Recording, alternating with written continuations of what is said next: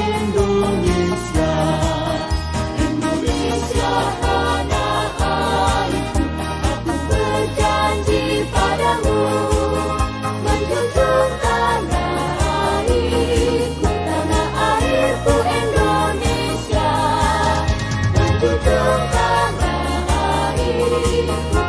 airku Indonesia.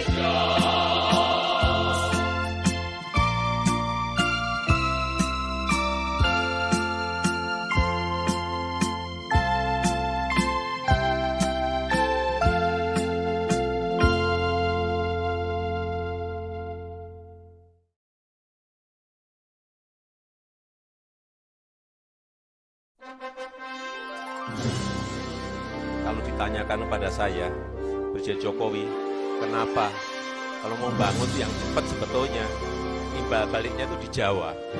Paling cepat itu. Secara ekonomi cepat masuknya, secara politik juga imbal baliknya di Jawa. Tapi saya katakan tidak. Kenapa dibangun Trans Papua?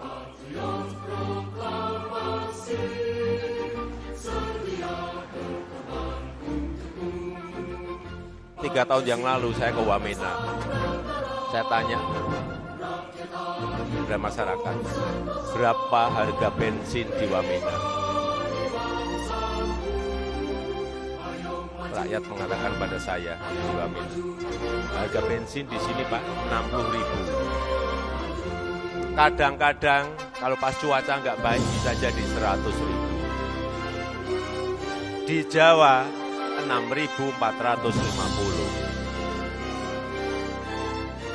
Saat itu juga saya perintahkan kepada Menteri, saya mau bensin di sini harganya sama dengan di Jawa.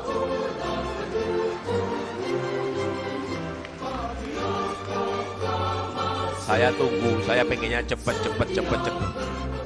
Tapi ternyata 1,5 tahun baru terrealisasi. Tapi itu pun patut kita syukuri.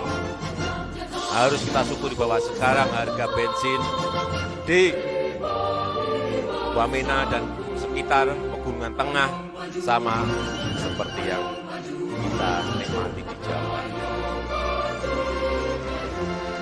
Bayangkan di Jawa kalau naik 500 perak saja demonya 4 bulan. Di sini naik 1.000 perak saja demonya sampai 6 bulan. Saudara-saudara kita yang di Wamena, yang di Pegunungan Tengah, harga 60.000 diem bertahun-tahun.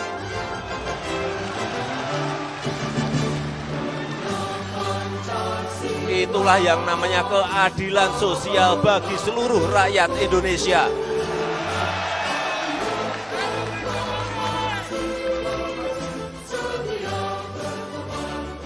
Kita sering tidak memiliki perasaan-perasaan seperti itu. Dulu subsidi BBM lebih dari 300 triliun, harga di sana 60 miliar. Ini subsidinya, saya suruh ngitung berapa, 800 miliar. Nyatanya juga sudah bisa sama harganya.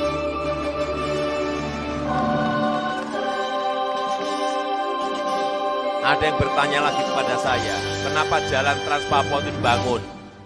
Apakah nanti akan memberikan pertumbuhan ekonomi? Ini kayak telur sama ayam. Apakah kita harus menunggu Papua itu tumbuh ekonominya menjadi baik, baru kita bangun jalannya? Apakah seperti itu? Buat saya tidak. Dibangun jalannya dulu. Dan kita harus meyakini bahwa pertumbuhan ekonomi itu akan berjalan. Bisa cepat, bisa tidak cepat. Tapi harus dibangun. Ini sekali lagi juga bukan karena yang lain-lain. Ini adalah pemerataan, ini adalah keadilan sosial bagi seluruh rakyat Indonesia. Kalau sudah membangun seperti itu, jangan memakai hitung-hitungan untung dan rugi.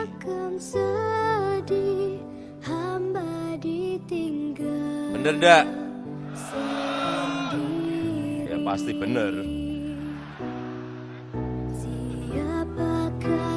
Yang kedua, 3 tahun yang lalu, saya pergi ke perbatasan-perbatasan kita.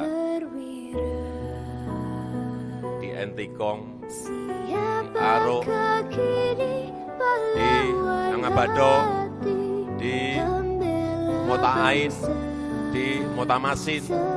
Saya bandingkan kantor perbatasan kita, misalnya di Mota Ain, dengan tetangga kita di Timur Leste. Nah kok bagus di sana? Saat itu juga saya perintahkan, kantornya kayak kantor kelurahan. Saya perintahkan saat itu pada Menteri PU, Pak Menteri, saya ingin 2 minggu kantor-kantor ini dirobohkan. Saya ingin kantor-kantor kita, pos perbatasan kita 3 kali lebih baik dari yang di sana. Ternyata kita juga bisa melakukan itu. Sekarang coba lihat, dulu, ini katanya dulu, orang-orang kita di Kabupaten Belu, kalau mau foto, mau selfie, pergi ke tetangga. Sekarang kebalik, dia yang pergi ke kita untuk foto selfie. Di Entikong juga sama, saya ketemu masyarakat dari negara tetangga kita, Malaysia. Begitu jadi, Entikong jadi, pos perbatasan kita jadi, mereka menyampaikan, Pak, pos kita sekarang kalah jauh dengan Indonesia. Artinya apa? Ini bukan apa-apa, ini bukan masalah pos, bukan masalah kantornya, tetapi ini ada martabat, ini harga diri bangsa. Sekali lagi, bangsa kita ini bangsa besar.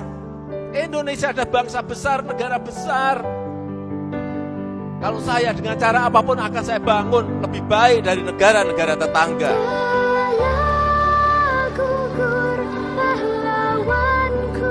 Ya nyatanya kita sekarang lebih baik posnya. Tetapi sebentar lagi infrastrukturnya. Sebentar lagi nanti dengan pembangunan sumber daya manusia yang baik juga akan lebih baik dari negara-negara tetangga kita. Memang harus ada visi besar, mana yang didahulukan, mana yang pertama, mana yang kedua, mana yang ketiga, mana yang keempat. Harus ada rencana besar jangka panjang. Bapak, Ibu, dan saudara-saudara sekalian yang saya hormati, tidak ada lagi pola pikir lama. Kita juga tidak ingin ada lagi pola-pola kerja yang linier. Tidak ada lagi kerja-kerja yang hanya rutinitas. Tidak ada lagi kerja-kerja yang monoton, yang begitu-begitu saja. Tidak ada lagi kerja di zona yang nyaman.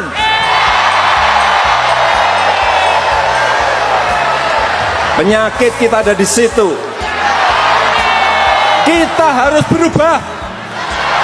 Kita harus berubah. Sekali lagi, kita harus berubah.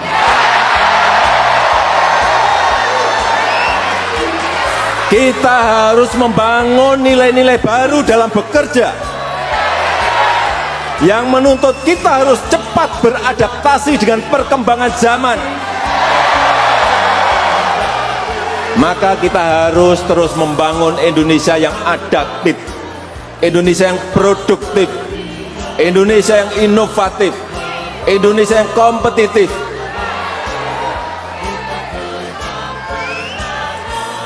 Yang kelima, kita harus menjamin bahwa penggunaan APBN yang fokus dan tepat sasaran.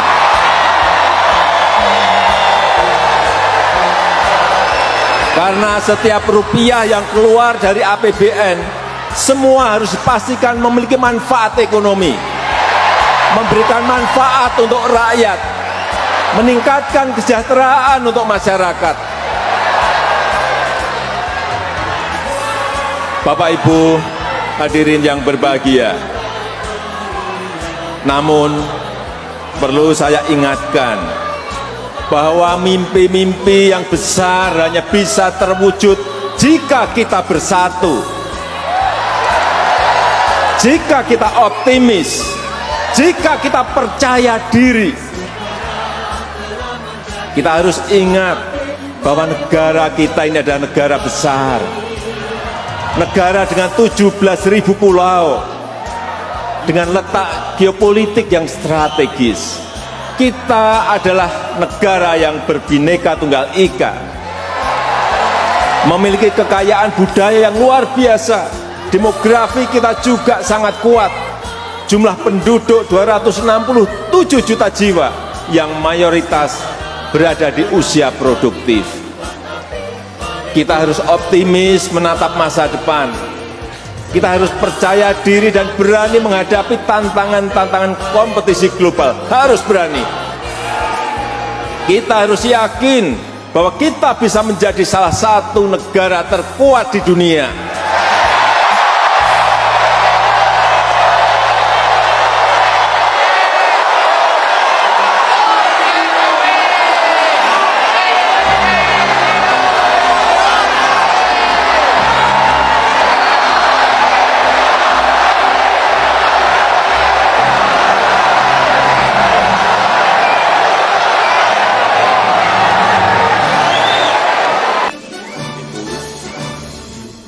Mohon maaf, saya tidak sowan dan sungkem di hari Ibu ini.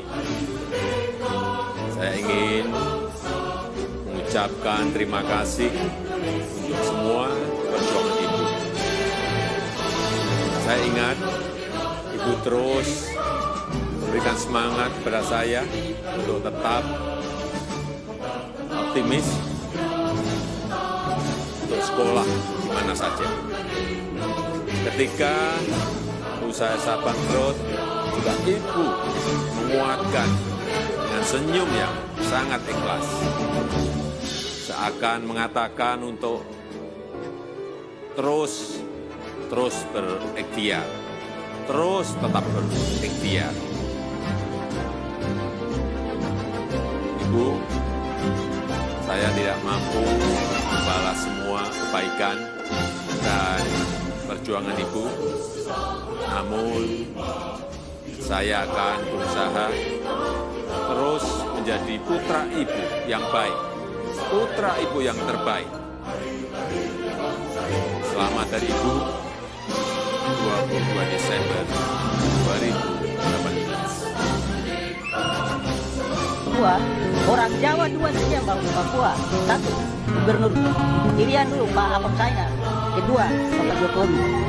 Itu dan harus orang Papua catat bahwa orang Jawa yang perhatian dengan orang Papua adalah Pak Ahok saya dan Bapak Jokowi. Bapak Jokowi bisa datang duduk makan dengan orang Papua. Mulai dari Presiden Soeharto sampai sekarang, hanya Bapak Jokowi yang bisa lihat orang Papua. Walaupun Papua ini terkenal dengan kekayaan alam yang tinggi, tapi presiden yang lain tidak pernah datang. Dong anggap bahwa Papua ini anak tinggi dan bukan bagian dari NKRI. Tapi hanya Jokowi yang rasakan bahwa orang Papua bagian dari Republik ini. Itu. Makanya saya pilih Jokowi.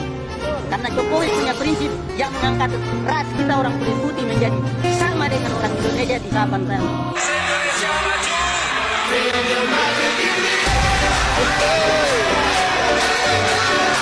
Magic System, everyone shout to.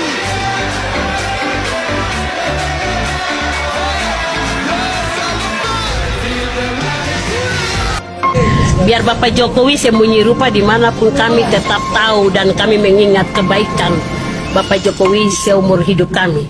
Kalau kita lihat presiden-presiden sebelumnya, tidak ada yang bisa tidur di Papua, tidak ada yang bisa jalan ke pedalaman-pedalaman daerah-daerah yang jauh sana Papua, tidak ada. Hanya Jokowi, berarti Jokowi itu anak Papua. Sesuai lagu-lagu yang kemarin diciptakan di ACC sama. Jokowi itu anak Sorpus, anak Sorong. Anak Sorong Pusat. Luar biasa guys.